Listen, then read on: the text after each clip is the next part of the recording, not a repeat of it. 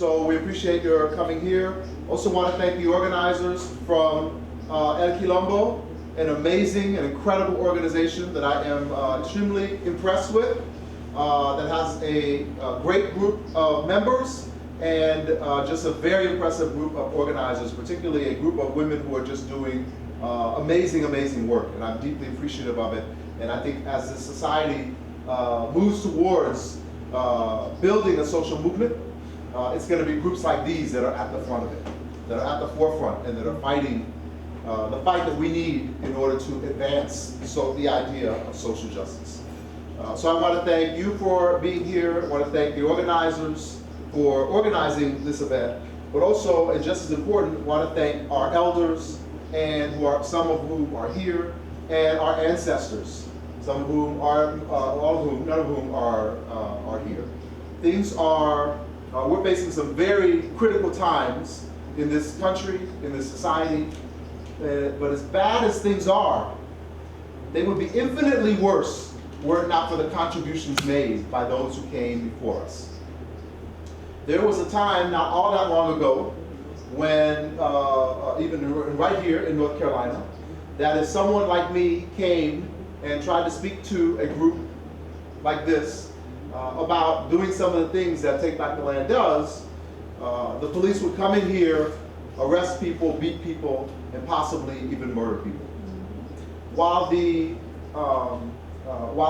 system of propaganda for this country would lead you to believe that the reason why we can talk with each other tonight the way we are talking to each other tonight is because of either a living document of the Constitution or because how great the society is. The reality is there's only one reason why we are able to have this conversation. And that is because people, just like you, just like me, at one point in history, stood up and fought for our right to be here and our right to be with one another. Not because they knew us, but because they loved us and because they cared enough about the future of this society that they were willing to stand up and fight for it, even if they didn't get to see this day themselves. So there's been a lot of struggle and a lot of sacrifice in order to make days like today possible. And it seems pretty clear that if we are here today as a direct result of a movement that sacrificed, and people in that movement that sacrificed for us to be allowed to be here, then in the same way that that movement made it possible for us to be here, we have an obligation back to the same movement. In other words, if that movement is what created the space for us to be here, then we have an obligation to give back to that movement so that we can create additional space in the future for future generations and even for our own children. So this message or this idea that a social movement, I'm slowing down a little bit for the translation. I apologize. The idea that a social movement made it possible to be here, and therefore we have an obligation back to that movement, is an idea that is always valid. However, that valid idea takes on greater importance in this day and age as we see a tremendous economic and social crisis gripping this country, gripping this society. We are in the midst of a crisis where people across race and across class are suffering greatly because their homes are being foreclosed on, because they're losing their jobs, because there are things which the social safety net is crumbling all around us. And to be clear, this economic crisis that is happening in this country is disproportionately impacting low-income communities of color. Disproportionately. However, it is impacting people who have been seemingly immune to these kind of economic downturns, middle income and higher income white communities. But it is disproportionately impacting low-income communities of color. We have to be clear about that.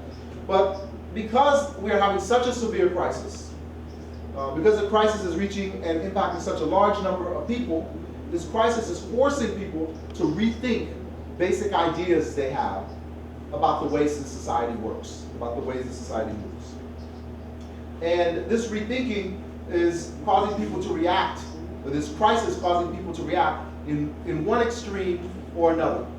Some people are reacting to this crisis by showing incredible amounts of humanity and sympathy and empathy for their fellow human beings. And they're volunteering, and they're feeding people, and they're donating money, and they're donating their time. They're even organizing their communities in order to make them better.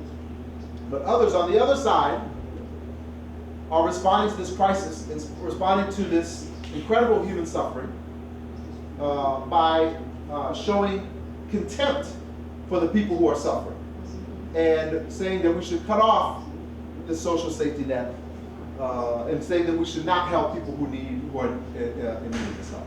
So we're having these two extreme responses to the exact same crisis. In both instances, however, people are, as a result of the crisis, reevaluating what they think about different institutions in this society. Different political institutions, social institutions, and economic institutions. The truth is, a few years ago, nobody was questioning the fact that someone could go to a bank and get a $200,000 loan for a house that was only worth $100,000, because everyone thought that they were going to be able to sell the house in 6 months for $300,000. No one complains about a pyramid scheme when it's on its way up, when it's still paying out. People only complain about the pyramid scheme when it craps out and you're not getting your money. That's the point at which people complain. But the reality is, a pyramid scheme is no good, whether you're getting paid out from it or not. And the reality is, this type of economic system where millions of people lose their homes and millions of people suffer economically, while a small group of people make millions of dollars, is also no good. So for better or for worse, now that the boom has turned into a bust, and so many people are suffering, we're getting real questions about different elements of this society and how they work. So this new willingness to rethink the way certain parts of this society operate, and certain institutions, the value of certain institutions in this society, is an opportunity for the social justice movement to come and present a new vision of the way this world and this society can work. So that means that, as bad as this crisis is, if people really are rethinking the way this different parts of the society work, and if the social justice movement is doing its job, we could actually see, as a direct result, we could actually see a brand new society at the end of this, or at least a new segment of the society at the end of this tumultuous time. The idea that we have a crisis, and as a result of the crisis, we're going to have a fundamental shift or transformation in the way the society works, or at least a part of the society, goes directly to the ideas or the models of how social transformation occurs, how social transformation happens historically, how you have social advancement. So every society has contradictions, and every society has conflicts. And some of those conflicts rise to the level of crisis. And when we have a crisis in the society, in response, different elements in the society try to figure out how to solve the crisis. And they propose different ways of solving the crisis. So one group would say, this is the way we solve it, by doing this. Another one would say, no, we solve it by doing that. And the different ideas of how to solve the crisis fight it out in a social clash. And that social clash then turns over elements of the society, turns over the existing way of doing things, and puts something new in its place. So the elements then are a crisis. These different ideas emerge about how to solve the crisis. There's a social clash, which then allows the elements, the ideas, to fight it out, and then something new emerges to replace the old. So, for example, as a direct result of skyrocketing healthcare costs, millions of people don't have access to healthcare. And at some point, the society says, this is a crisis, this is a problem. As a result of the crisis, different ideas emerge about how to solve this crisis. Some people say the way you solve the crisis is by preventing patients from suing doctors. Others say the way you solve the crisis is by having the government create its own insurance plan to compete with the private insurance plans. Still others say that the only way you're going to solve the healthcare crisis is by ensuring that every single person, just by virtue of the fact that they're human beings, has full and total access to healthcare at all times. These different ideas and the forces behind each of those ideas then fight it out in a social clash. And as a result of that fight, the old way of doing things is overturned and a new way of doing things is put in its place. For good or for bad. Sometimes it works and it's better, sometimes it works and it's worse. So again, we have the crisis, these ideas, and the social clash around the ideas, and something new emerges at the end. Social clashes are nothing new.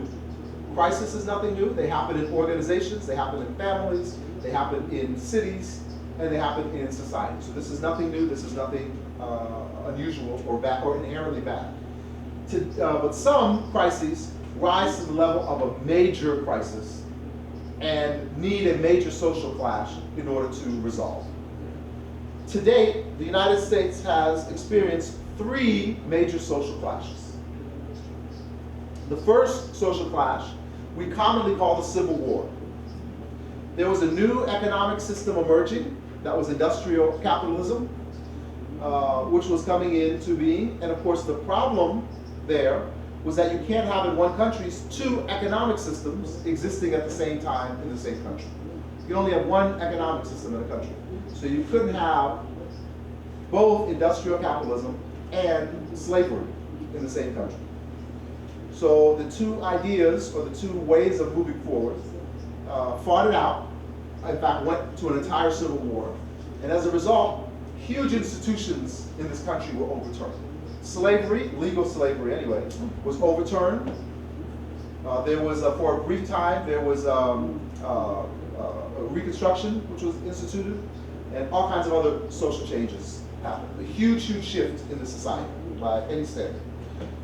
The second, and of course, Industrial Revolution is what took hold and shaped the economic future of this country.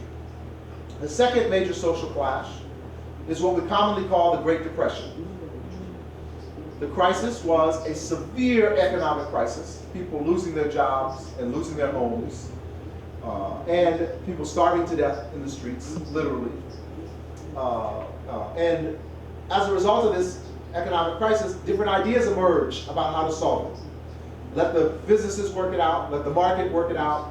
Others said we need to build a social safety net which will protect people from this crisis, and we need to regulate businesses to protect them from the businesses.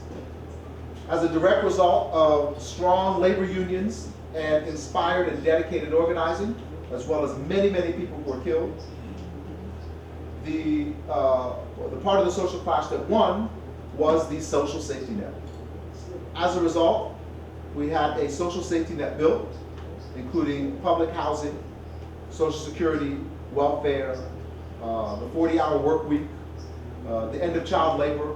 All kinds of social safety nets were put in place, as well as change in society for everyone by any measure. The third major social clash is what we commonly call the Civil Rights Movement.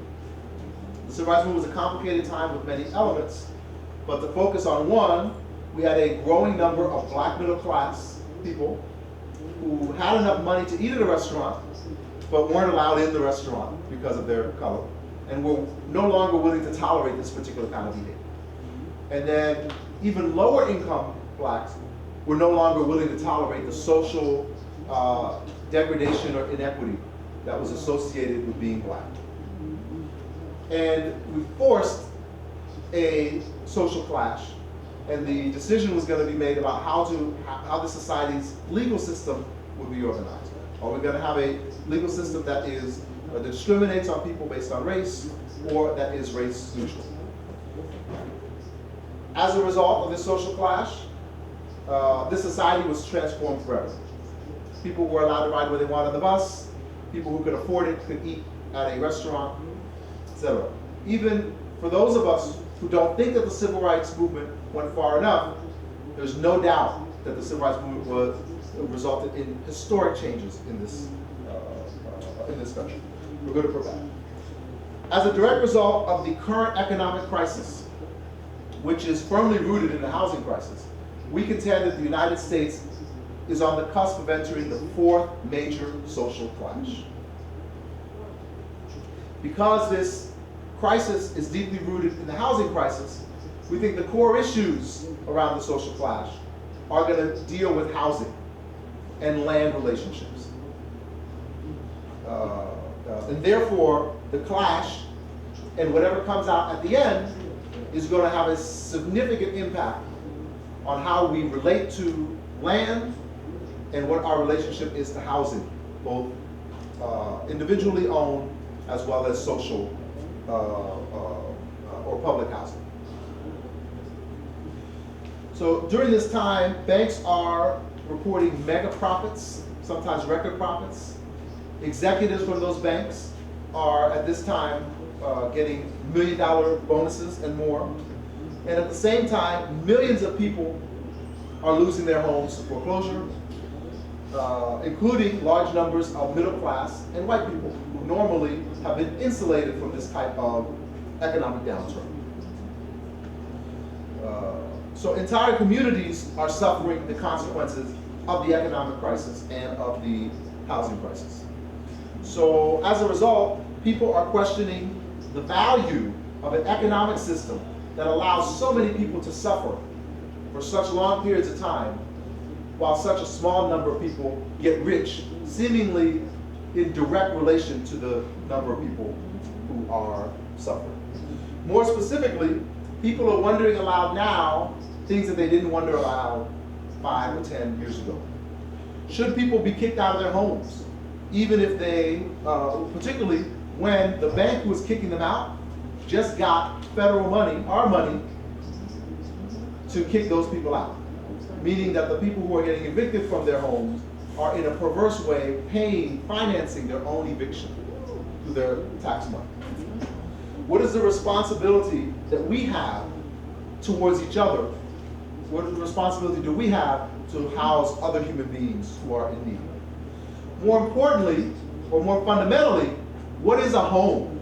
What is a community? Who should get to make decisions for communities? Who has the power to do that? Who should control land and housing in our communities? These questions that are raised by the people who are suffering as a result of the crisis form the cornerstone of the ideas which are ultimately going to be used to fight this social clash, which is going to be used as a pole to say this is the way we want the society to be organized, this is the way we want it to operate. From these, this is an unprecedented opportunity for the social justice movement to envision, articulate, and meaningfully fight to see a brand new world, a brand new society, one with real economic and social justice for all people. This is an opportunity we have not had in the recent past, but that is present before us today. Because such a large number of people, for the first time in their lives, are questioning the function of some of these institutions in our society, we at long last have a real opportunity to advance beyond the position that we've been in for the past 2 or more decades. For the past 2 or more decades, we've been fighting the onslaught from the right wing that has been encroaching on our rights and seeking to push back the rights that we fought so hard for after the Civil War, during the Great Depression, and during the Civil Rights Movement. We've been, for the past, since the 1970s at least, we've been in a position of resisting the onslaught from the right. Today, we are in an entirely different position. Resisting during a time of resistance is valiant. Resisting during a time of resistance is what we have to do. We're no longer, I think, in a time of resistance. We're now approaching a time of advancement. We're not just resisting their attempts to push back our rights. We are now position to advance what we think our rights are and what our rights should be. Resisting during a time of resistance is important and necessary. Resisting during a time of advancement is not sufficient. We have to regroup, rethink, and organize ourselves towards advancing an agenda of social justice, not just resisting an agenda of corporate, growing corporate power.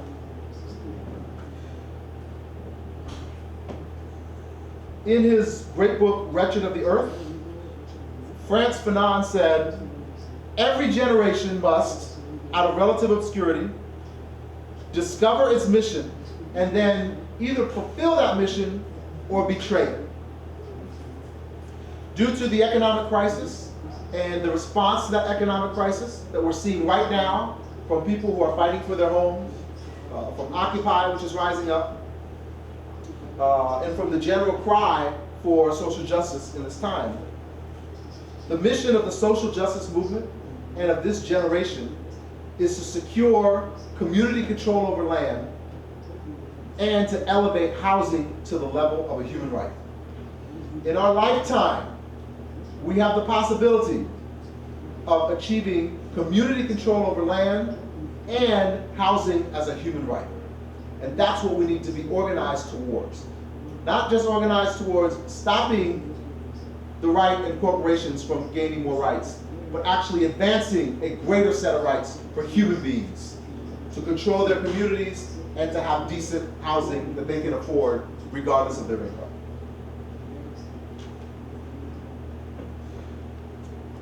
This opportunity that we have is an incredible opportunity, but it's not a guarantee that we're actually going to move things in that direction.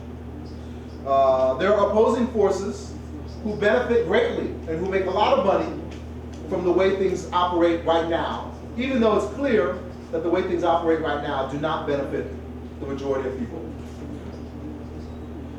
We're heading to a fork in the road, and we're going to make a hard turn in one direction or another. And we're either going to move towards housing as a human right on one side, or we could just as easily move in the exact opposite direction of corporate dominance over even greater aspects of our lives. It's hard to think about it this way now, but think about the number of foreclosures that are happening around the country and the number of banks that are doing those foreclosures. It's a huge number of foreclosures. It's a pretty small number of banks. It's easy to imagine in 10, 15, or 20 years that in this society we have 5 landlords and everyone is renting from one of those landlords. Bank of America, Citibank, Wells Fargo. It's pretty easy to imagine how that could happen if this takes a turn in the other direction. And if we're not clear about what we want to accomplish, and we're not dedicated to the cause of accomplishing it, then we could just as easily move in that direction as we can towards the direction of greater human rights. So, in order to achieve community control over land and housing as a human right, we need to build a strong, viable social justice movement that will bring us in that direction.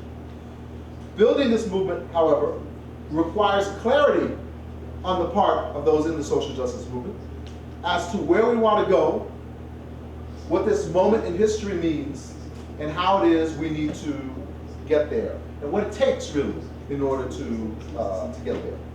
Confusion is the enemy of progress. And so we must develop clarity about the nature of this time, the nature of this challenge, and ultimately where we are going, so that we are not easily confused and we don't make tactical errors. Many of which were made, incidentally, during the civil rights movement, because we were not entirely clear about what we were actually fighting for. The lack of clarity about where we're going will destroy this historic opportunity that we have now in front of us.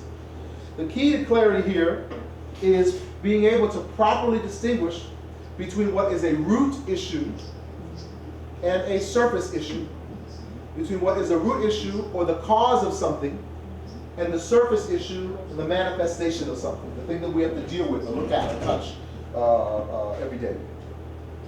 The root issue is the core or the cause of something. The surface issue is the manifestation of that issue. Just to be, if you don't distinguish properly between the two, you'll be running around in circles very quickly, thinking you're going somewhere, but you'll ultimately just be going around in circles. So just to be perfectly clear, foreclosures is not the problem right now. Foreclosures is merely the manifestation of the problem. Foreclosures is not the root issue. Foreclosures is the surface issue or the manifestation of the problem. In the same way, there are all kinds of other housing-related issues now. Gentrification has devastated many of our low-income communities of color. They have torn down public housing across the country, including here in Durham, with the Hope 6 project, but also with others. Has devastated our communities by moving low-income people out and demolishing public housing. But gentrification is not the root issue. Gentrification is the manifestation of the root issue. Gentrification is not the cause. Gentrification is the symptom of the problem. Our focus and if our focus is only on solving the manifestations of the problem, we're going to be doomed to repeat the cycles and the processes over and over again. So let's say you are going to a fancy dinner party and you get all dressed up and you're in your best outfit and your friends are in their best outfit, and you go into the dinner party and there's a nice beautiful spread of food there.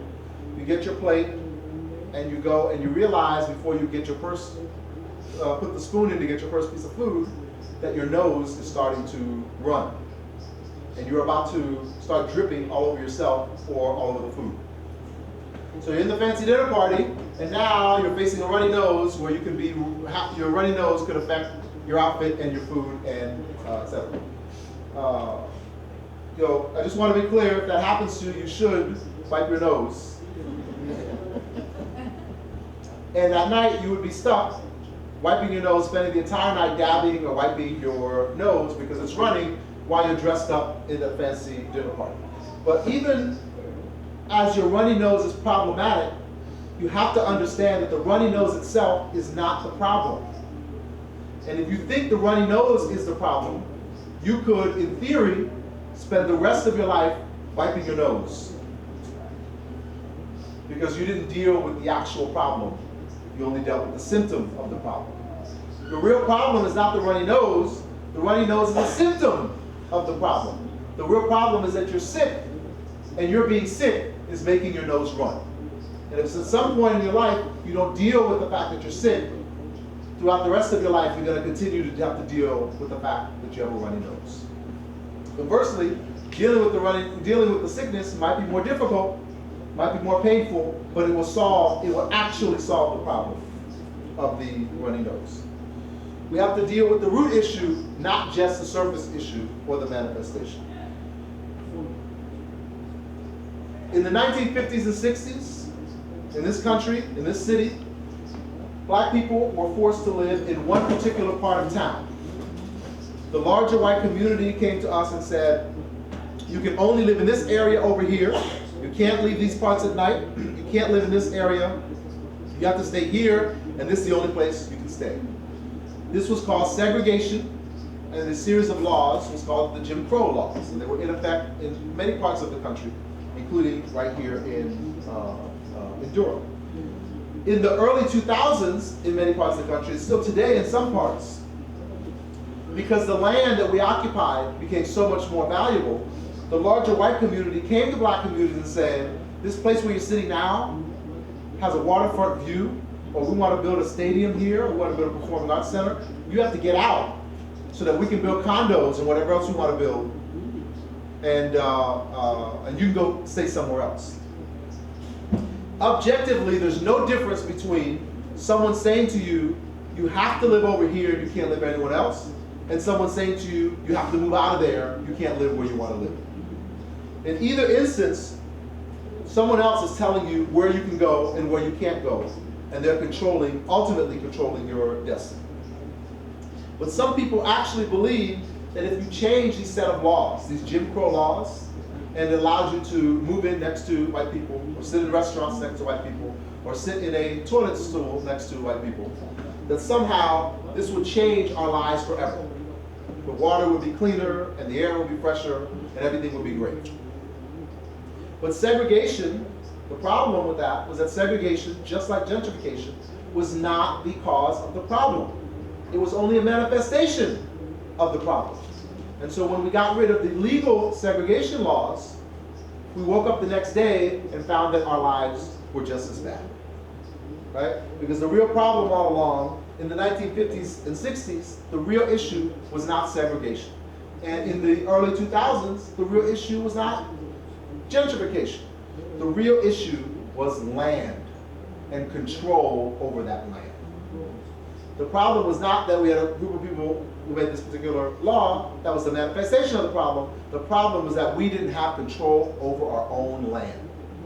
And until we solve that problem, we're either going to face segregation, or we're going to face gentrification, or we're going to face whatever other problem comes after that. The failure to distinguish properly between the root issue of land and the surface issue of segregation also led to incredible tactical errors during the civil rights movement, where we made mistakes which could have easily been avoided. We will be doomed to make those same mistakes during this time and force our children to repeat these battles if we're not clear about the difference between the real issues that we're fighting against and the manifestation of the real issues which we're fighting against. So just to be equally clear today, the real issues today is not foreclosures. The real issue today is not what your interest rate is. The real issue is not principal reduction or how much principal you have on your mortgage. The real issue is land and our ability to control land in our communities.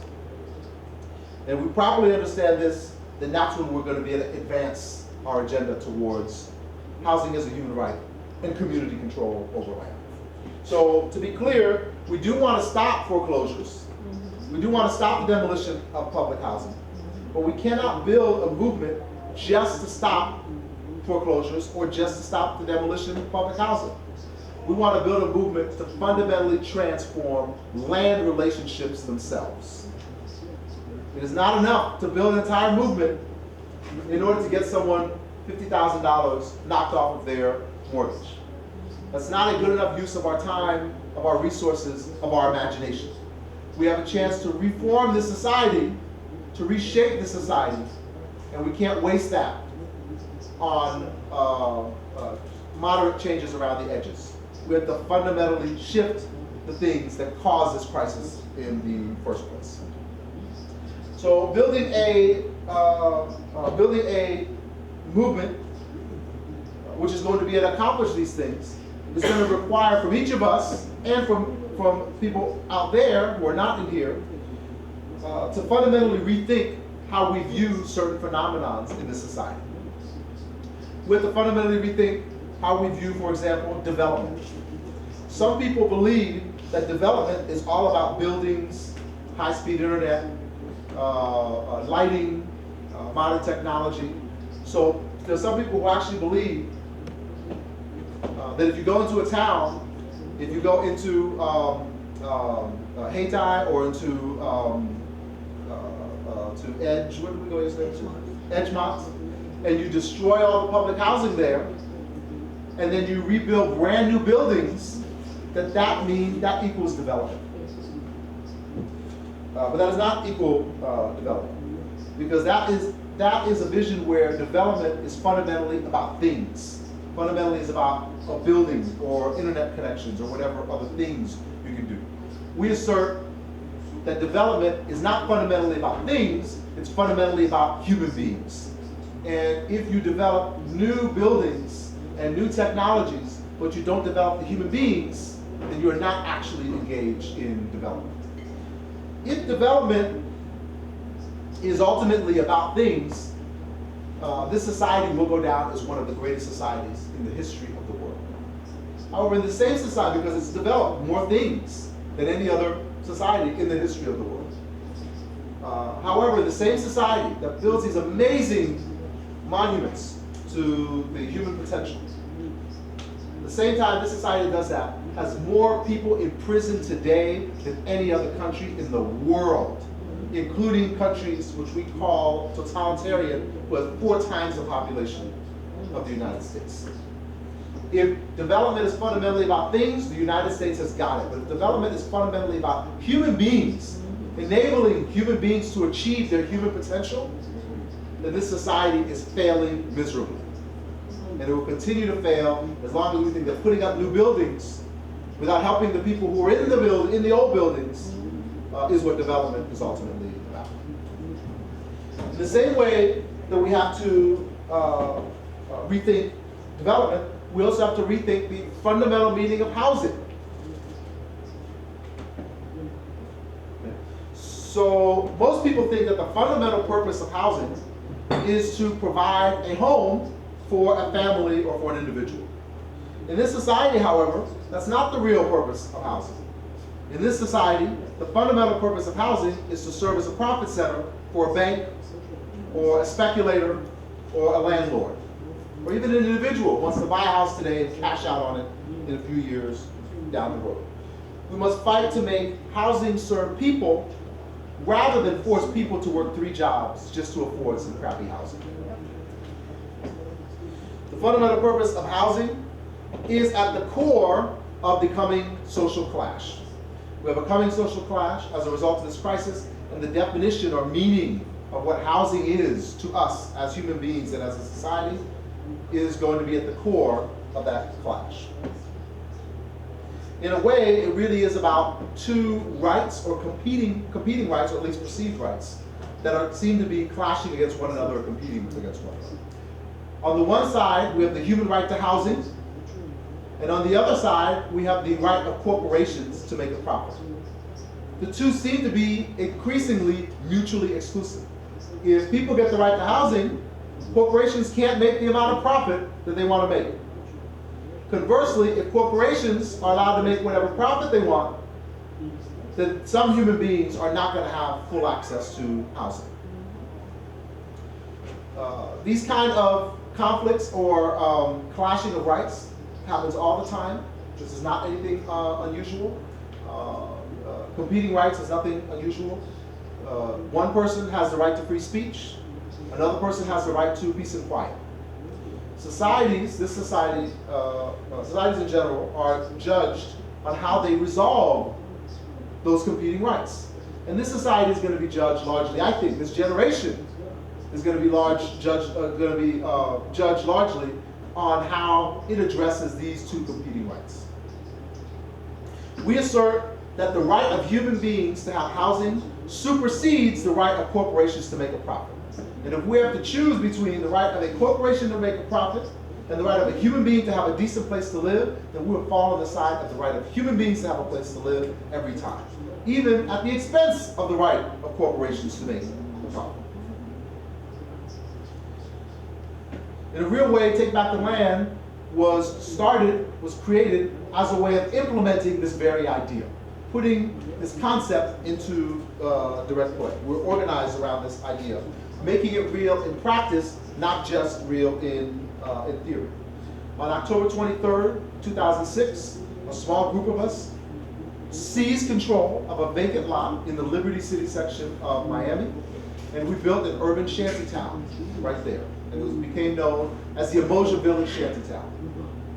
There, formerly, people who were just days before or hours before homeless came, lived, and not only lived there, but made decisions about the day-to-day operations of their community, of their village, of their city, of the community that they built.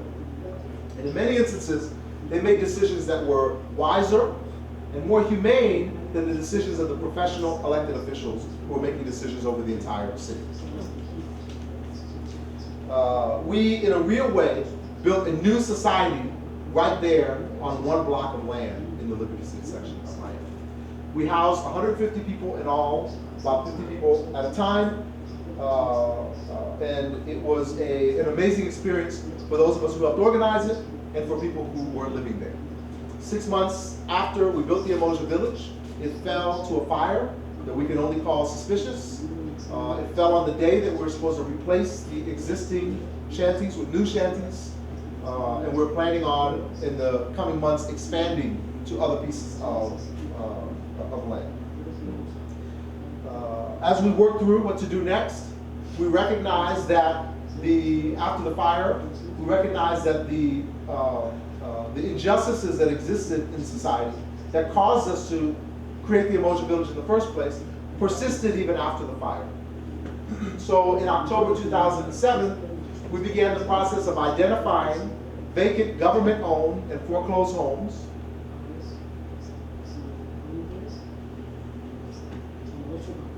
breaking into them, and moving homeless people into peopleless homes. We call this liberating land. And we've been engaged in some level of liberating land since October of 2006. In 2008, we began the process of expanding beyond just Miami and building a trans-local network of organizations throughout the country who are also engaged in land liberation and eviction defense as a means of securing community control over land and elevating housing to the level of a human right. Moving families into vacant homes made tangible the human right to housing by two inherent acts. First, we directly challenged those laws that we thought of as immoral, which protected the right of corporations to keep homes vacant while forcing human beings to live out on the street. And the second, we affirmatively implemented our own public policy by moving people into vacant buildings. This should have been the public policy of the government and of the society. But because the government and the society were not willing to do it, that did not alleviate us of our responsibility to do it. We had to take that responsibility on our own, and we moved them in. And we enforced the human right to housing, even if the government was not ready to recognize it themselves. We did liberate land, and we did defend families, but we did not invent either strategy or tactic or action. Take Back the Land was modeled after several movements, but particularly the Western Cape anti-eviction campaign in South Africa, an organization named Abagali Besamjolo in South Africa, and the MST in Brazil. We also benefited from a history of squatting and home takeovers in the United States, which happened all over the U.S., including by the American Indian movement, all over the United States. Squatters in New York City, in Boston, Philadelphia, Chicago, Oakland, and everywhere in between. These are the places that we've known about, but we know that there's other places that we have not known, about. The social clash that we're talking about, one which can transform a society, cannot possibly be built by one organization, particularly a small organization that doesn't have a whole lot of resources. So we have to, in the end, build a movement that would advance this agenda. The Take Back the Land movement is organized around four core principles. First is that housing is a human right. Second is that communities must control their land, not corporations. Third is that in any movement, leadership must be provided by the impacted communities. That is to say, the people who are most impacted by the crisis, which propel the movement, must be in the leadership of the movement. For this housing movement, obviously low-income people are more impacted than middle-income and higher-income people. So low-income people must lead this movement. Inside of the inside the group of low-income people, communities of color are more disproportionately impacted than whites. Therefore, they must be led by low-income communities of color. Inside of communities of color, the black community is the most adversely impacted. And inside of the black community, women are disproportionately impacted by the housing and economic crisis. Therefore, any movement we build must be led primarily by low-income black women. And this leadership of low-income black women must not only happen in terms of the individuals who lead it, but the movement must be geared towards solving the problem of low-income black women first, as a way of raising the floor for everyone else.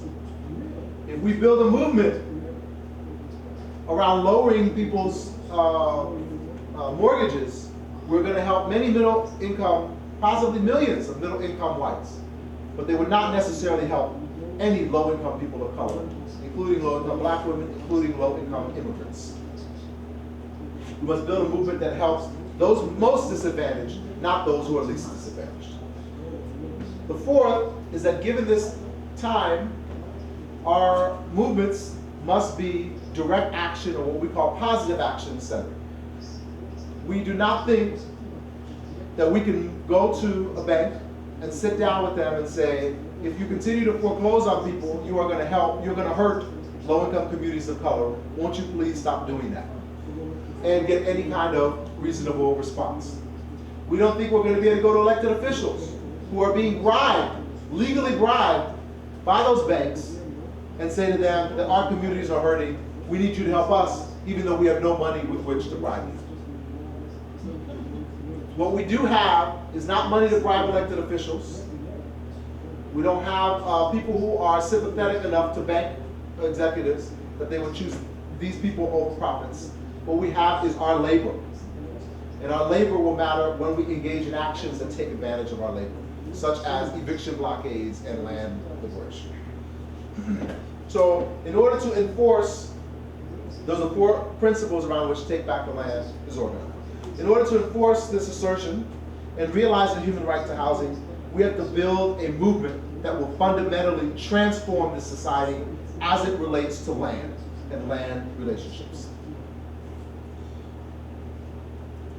So in terms of the positive action campaigns, on February 1st, 1960, not very far from here at North Carolina A&T in Greensboro, 4 students from North Carolina A&T sat in on a Woolworths in Greensboro, North Carolina, and they refused to leave until either they were served the food that they should have had the right to order, or until they were arrested. After they were arrested, others came behind them and also sat in. This sparked what was called then, and is continued to refer to now, as the sit-in movement. We were highly inspired by sit-ins. We thought this was an effective use of our labor, and we wanted to replicate in any way that we could the effectiveness of the sit-ins of the 1960s.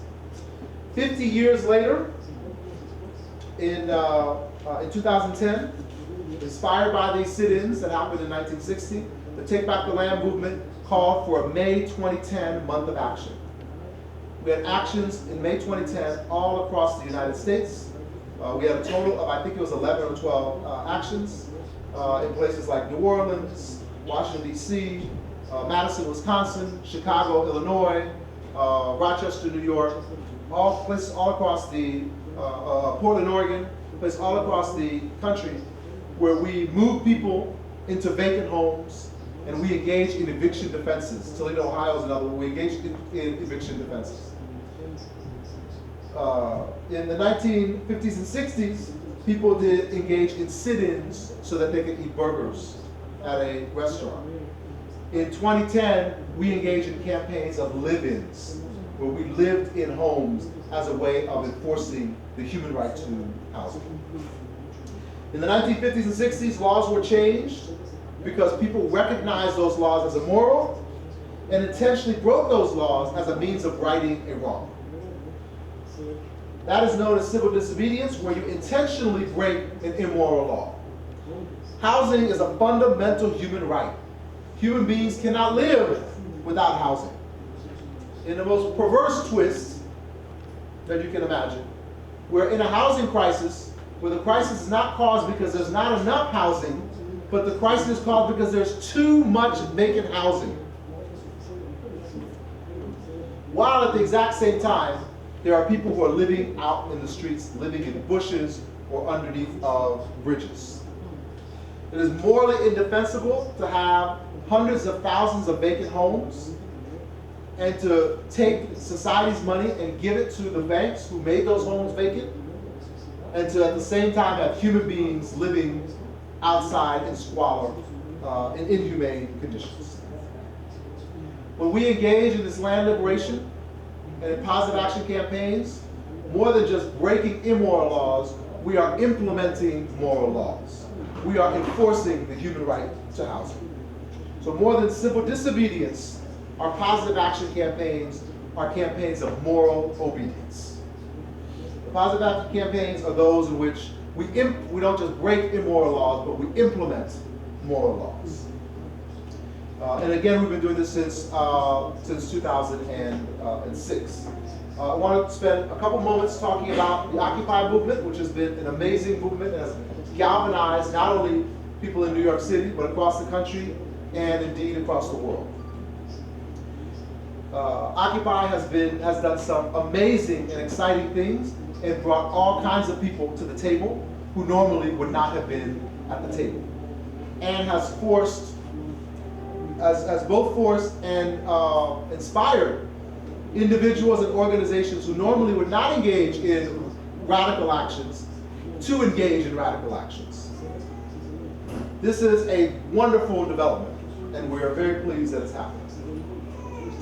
There are, however, some very real differences between some of the work that Occupy is doing and some of the work that organizations like Take Back the Land is doing. And we have framed it as Occupy and Liberate as the two sides of the divide. Just to give some characteristics of it. On the one side, Occupy is largely white, middle class, even white, lower economic class, but largely white people, young people who are participating. So with those, the mainly white group, their core issue is the economic system. That is the core or the root issue for much of the Occupy movement. And what they do is they occupy spaces of the target. They go to Bank of America spaces and occupy Bank of America spaces. They go to Wall Street spaces and go to government spaces and occupy government spaces. So it's largely white, focusing on economic issues and going and taking the fight to those who are creating economic injustice. On the Liberate side, we have been mainly have organized and have been filled with people of color, primarily, not exclusively, but mainly people of color. Much smaller than Occupy, but mainly people of color. Our core issue is land, and the core manifestation of that issue is housing. And instead of taking the fight to their space, we've been focused on defending our own space, defending our homes. Not sending thousands of people to one location, but sending tens and hundreds of people to defend our homes in our own communities. These are important differences, but these are not differences that are irreconcilable. These are differences that are complementary. As we think about the way Occupy is happening and the way Liberate is happening, there are two tendencies which emerge out of this, both of which should be resisted. The first is to think that we have two different movements happening, and they are two movements, and they should be completely and totally separate and should not deal with one another. And we're fighting for different things in different directions. That's a huge mistake to think that, and we should resist that temptation. The other temptation is to think that these are two groups of people who really belong in one part of a movement, and we should merge the two and all move down the same track together. That is also wrong to think that that's the way we should do it. Not everyone thinks about things the same way. Not everyone engages in the same actions, and we shouldn't force or compel one another to do so. We are one movement, and we're developing on two tracks. An Occupy track where we take the action to them, and a Liberate track where we defend our home space. These are two tracks of one movement, and we should remain that way. We should, of course, communicate with one another and work with one another wherever possible and support one another. But these are two tracks, and it's important that they remain as two tracks and think about ourselves as two tracks. In order to advance this idea of two tracks and to try to find the spaces where we can work together, Take Back the Land has called for a 2012 spring offensive where we would have land liberation and eviction defenses and occupations and all kinds of other actions happen throughout the spring. We have actions happening all across the United States, actions that are affiliated with the Spring Action, that are testing out new ways of engaging in actions, testing out the limits, the things that we can do, and the ways that we can advance our political agenda, and the idea of housing as a human right and community control over land. We are living right now in some extremely exciting and very, very scary times. However exciting and however scary, we all have an obligation towards one another, and we also have an obligation towards the movement, the people who were involved in the movement, who helped us get to where we are today. As bad as things are, they'll be infinitely worse were it not for that. So we have a historical responsibility towards one another and ultimately towards the future. We have exploitation and oppression happening right now, right here, all across the world, but also right here in the United States. No people have ever liberated themselves from oppression accidentally by falling down and tripping into freedom. No oppressor has ever accidentally voted to end the oppression and free the people who they are oppressing and who they are exploiting. The end of oppression and the end of exploitation only happens through organized movements that fight tooth and nail the oppression and the oppressor and liberate the people for whom they are fighting. If you say that you are serious about ending oppression and ending exploitation and realizing a better world, then you have to do those things that would lead you towards achieving a better world. The only things that we have seen that lead us towards achieving a better world is people joining organizations, and those organizations engaging in social clashes that transform the society. If you say you are against injustice, and you say you are for a new world, and you are not in an organization that is fighting against injustice and fighting for a new world, you are not really against injustice, and you are not really for a new world. You can't say that you are for a particular thing and then you don't do anything to achieve that particular thing. The only way that we're going to achieve this new world is by people who are interested in seeing the new world, joining organizations, and moving in that direction. Now, different social forces play different roles in creating and advancing a movement. That is to say, if your role in the movement is not to break into a house and get arrested for moving a family in or for blocking an eviction, then that's fine. But if that's not your role, you still have to discover what your role is, and then you have to actively play your role in that movement. Saying that is not your particular role is not an excuse to get you off the hook from your responsibility to the movement and to the people who are suffering right now and today. So even if you are not engaged in a particular kind of action, you still have an obligation to join an organization that is either engaged in that action or engaged in some kind of support action that will make the world see. There are plenty of lawyers who are engaged in the social justice movement who not only are not getting arrested, but we don't want them getting arrested. Because if they get arrested, they can't get us out. Everyone here has skills to bring to bear, and everyone here has a responsibility to participate in the movement that is going to end exploitation, end oppression, and realize housing as a human right. We're in the process now of building not just us, but we're in the process now of building a movement to secure community control over land and to elevate housing to the level of a human right. You have an obligation to join that movement in whatever way you do. You have an obligation to join an organization that is in that movement so that you can help participate in the liberation of land in whatever form you do and in the elevation of housing to the level of a human right. Join the movement forward.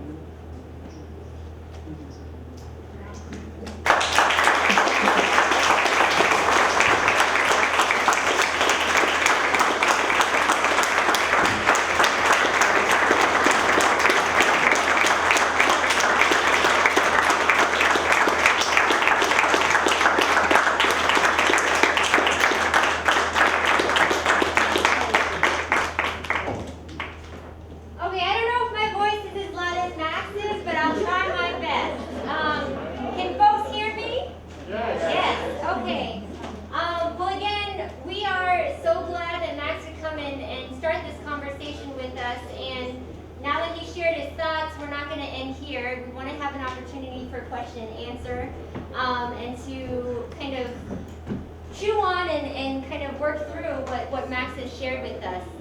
I kind of I'll start off kind of this period, and then folks who want to ask a question, I guess raise your hand and I'll kind of point at you, and we can kind of continue this conversation. So I thought one way we could start off is if, Max, you could clarify, you described kind of the moment we're in and the importance of land in this particular crisis and some specific tactics that are involved. And you've emphasized the importance of actually building a strong and viable movement involving organizations and organized communities. Could you speak a little bit about kind of the tension between tactics and a broader strategy, and how it is that communities institute or don't institute ways of making decisions and having accountability for those tactics or strategies?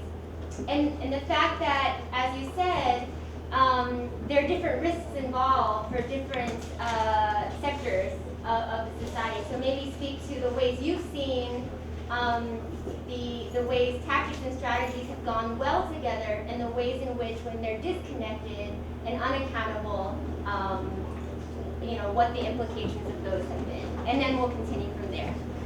So, it's a big piece. So strategy is your overall way of getting to a particular location. So your strategy ultimately is the direction that you're going in, right? So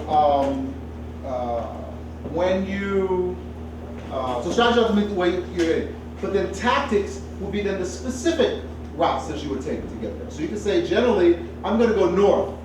But if you go north and this road is closed, some people don't know what to do after they go, this road is closed. But if you're very clear what your strategy is, and you're flexible on what your tactics are, then you could switch over, go to another road, and still make it up to the same location. You can use multiple tactics to achieve a particular strategy, right? The problem happens when we become enamored with a tactic, so much so that we engage in the tactic whether or not it gets you towards your objective, right? So in the 1950s and 60s, right here in Durham and right down the road a little bit in Greensboro, people went into restaurants and they sat in 10, 20, 30 people at a time. They were beaten, they had ketchup poured on them, they had soda poured on them, so that they could get something to eat, and so that they could have the same right to purchase food somewhere. So that was in the 1950s and 60s. If I were to go today into a restaurant down the street and hold a sit-in and say, I'm not leaving until someone serves me a burger, people would look at me like I'm nuts, right? Because the tactic, which made total complete sense in the 1950s and 60s, makes no sense whatsoever today. In fact, could be in some respects counterproductive. So as we have, so there's what's it. So you can have multiple organizations, for example, who all agree on getting to the same place. Housing is a human right, community control over land. And there may be some organizations that decide to do it by going down a particular road. So Take Back the Land made the decision that we only do two things. We engage in land liberation and eviction defense. That's all we do.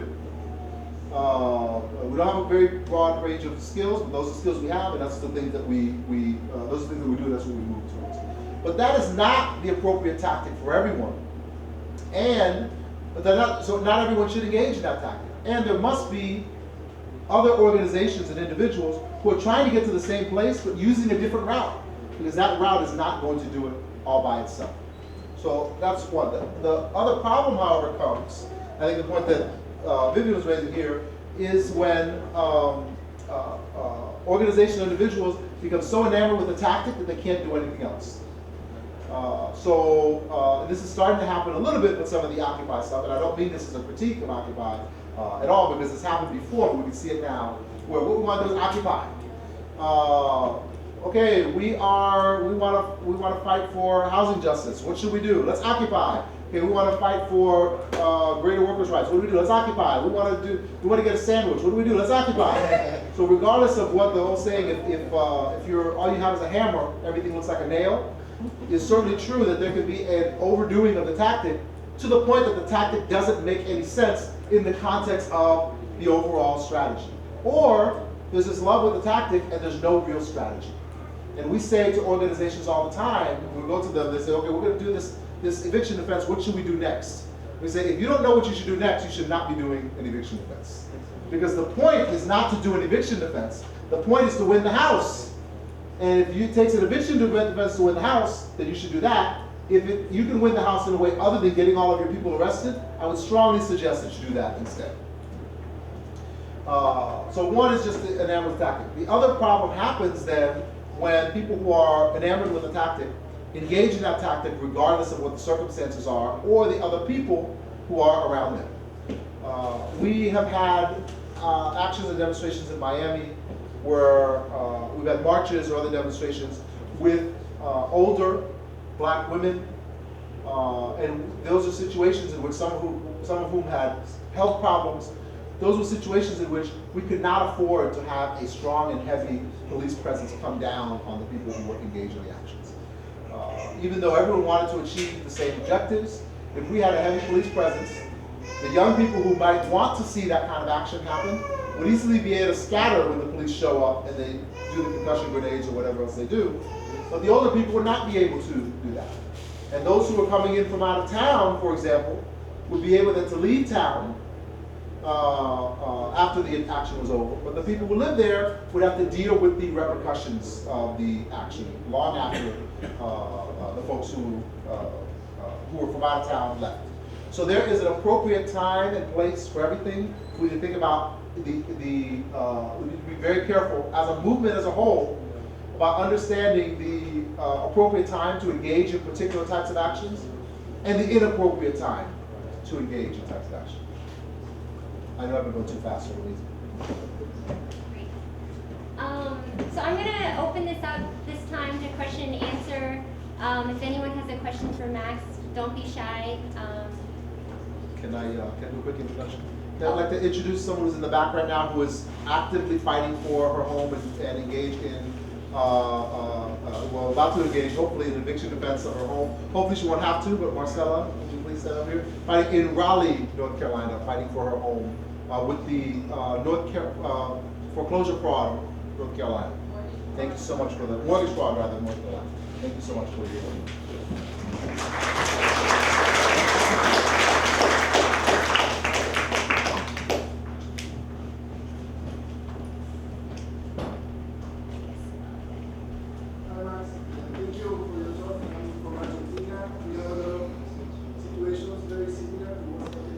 Ask you to come a little closer and speak up. I have trouble hearing in big rooms, so please.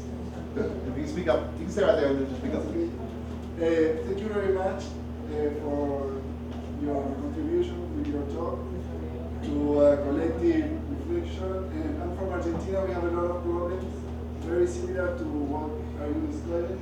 And my question about one thing that I found very important for what you say is the idea of thinking different tracks in the same struggle, and I'm very committed to that. I'm working with environmental justice networks in Latin America, in Argentina, and it's very important to understand, to have a practical understanding of multiplicity, and to think about what you say about different tracks.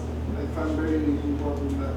But my question is, if you can specify how do you work? I mean, what is the everyday organization to achieve the recognition of housing as a human right, and what are the obstacles and the problems that you have in the organization? So to answer the second question first, the obstacles to achieving housing as a human right is that there are some people in this country and really around the world who make a lot of money from the existing land relationships, right? So we're basically saying there are multi-billionaires who are multi-billionaires specifically because there are people who are living out on the street, right? And if, you know, they're saying no one ever became a billionaire by giving away housing for free is absolutely true. But I think we'd have to decide as a society, are we willing to tolerate a few less billionaires in exchange for having a few more hundreds of thousands of people have decent and affordable housing. So that's the exchange we have to make. And that's the challenge in a real way. Because in the same way that we want housing as a human right, there are others who want to continue to profit from the current relationships. The day-to-day work. So I can talk about this in two ways. One is the organizations on the ground. So the organizations on the ground, many of them, we have affiliated organizations in many cities. There are many excellent organizations that are doing community organizing, finding out who is facing foreclosure, who's facing eviction, what their story is, and then telling their story and mobilizing communities to defend those families. And that is a day-to-day work. It's very difficult. It's very complex, particularly dealing with the media. We have to have the voices out there. We have to deal with the media, which is oftentimes owned by the same people who are foreclosing on and evicting people. So it's very difficult to get fair media coverage. Myself, I used to do the on-the-ground work in Miami, and so I would go door to door and I would work with families. I don't do that now. I mainly go around and talk with other organizations and work with them so we can get many organizations on the exact same page, thinking about the same objectives, moving in the same direction, and moving in that direction in the exact same way. And by creating this network, this decentralized network, we hope that this will be the core of a movement. Let me just say also, in terms of difficulties with that, one of the difficulties we have is we're very under-resourced. A lot of organizations like Kilombo does amazing, amazing work with minimal resources. We're very under-resourced, and it makes it difficult for us to do this work when we're so under-resourced. We would have organizations in many more cities if we had the capacity to go there, but we don't.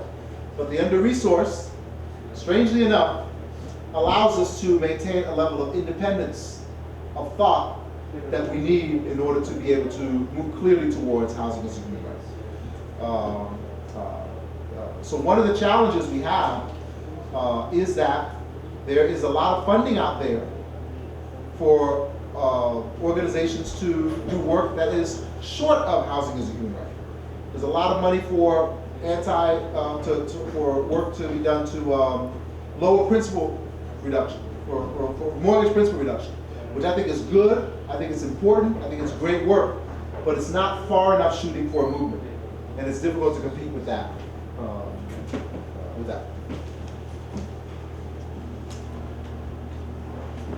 Thank you so much for coming. My name is Felicia. I was wondering, you kind of told a little bit about the organization, the various organizations that you're trying to reach out to come together and really form the movement. But I was wondering more so how have you, I guess, gone across racial lines, and how are you reaching out to different racial or different organizations of different racial groups? I know you said that the movement is right now. It seems like it is older black women. That's kind of the target group that you're attempting to help. So how does that play into the organizations that you're reaching out to in general? So, yeah, please. I'm going to try to repeat Felicia's question so that folks could hear, and correct me if I'm not going to cover it correctly. Felicia was saying that Take Back the Land works with a lot of different organizations, and she was interested in the ways in which Take Back the Land is kind of crossing different racial lines and connecting with other communities and organizations, not necessarily primarily in the Black community, as Max had mentioned. Take Back the Land is mostly focused on. So we have identified through statistics and through just recognizing social structures in the United States that the most impacted communities are low-income black women as it relates to that housing crisis. There are other communities which are impacted, but that is the most severely impacted community. In Miami, we helped almost all low-income black women. We had one family which was not. We had two. One was white. One was, it was a mixed family, but the head of the household was white. The other one was a Latino family. So out of the 10 in Miami 10 families in Miami worked with, 8 were black, and the others were, one was a mixed family with a white head of household, and the other was a Latino family. Interestingly enough, even though a lot of times we talk about Take Back the Land as a black organization and self-determination. When we did our work in Miami, 80% of the families we helped were black head of household, 100% were women head of households. And that's when we recognized that even more than a black organization or movement, we were actually a women's organization. That's who was feeling the brunt of the housing crisis. So how do we then pull the organization? So organizations mainly contact us. We do some outreach to organizations. Our model is to build a network of organizations. And this network means that we are not a national organization that goes and says, you do this on this date and you do that on that date. We're a network, and the local organizations make their own decisions, develop their own campaigns, and move on their own timetable. And our job is to go to them and say, what can we do to help make your campaign more successful? As a result, even though we have this clearly identified objective of black women, low-income black women in positions of leadership, we have not realized that in terms of the number of the organizations that we have underneath. Some do. Take Back the Land Madison does an extremely good job of that. Others do certainly Chicago anti-eviction campaign does an extremely good, but not every organization does. A lot of say and a lot of power in our government, and even though that may be unethical, that's different. Even though that may be legal, that's not very moral and ethical. At some level, how do you envision there being a political and, I guess, legislative agenda behind the organization? Because clearly, if they're able to do this legally, even though it's wrong, I mean, they're going to continue to be able to do it until it's illegal, right? Two ways. One is we're going to, actually it's only one way. We need to transform the way people think about land relationships and their relationship to each other. We don't have a legislative agenda because the legislative part what happens after we force them to do whatever it is we want to do. Legislative agenda is way too short thinking because they can always get around the legislative agenda. But when we're able to win the war of ideas, and people think that human beings have and should have more value and more power than corporations, and then we organize in such a way that we can actually implement those ideas, then the legislative thing will come as an afterthought. The legislation will catch up to the reality. When we throughout the United States, like right now, land liberation and eviction defense is illegal. When we take over 100,000 homes and we are doing eviction defenses on 100,000 more, land liberation is going to become legal and eviction defense is going to become legal. Not because we have a legislative arm, but because they will have to react to the reality on the ground. So the legislative part would become the result, not the center of the effort. Can I ask a follow-up? If it's quick. When you talk about the war of ideas, when we have a media that's dominated by corporate interests, how does small organizations combat that? Organizing. Okay, great. That was really brief. So the young lady with their hand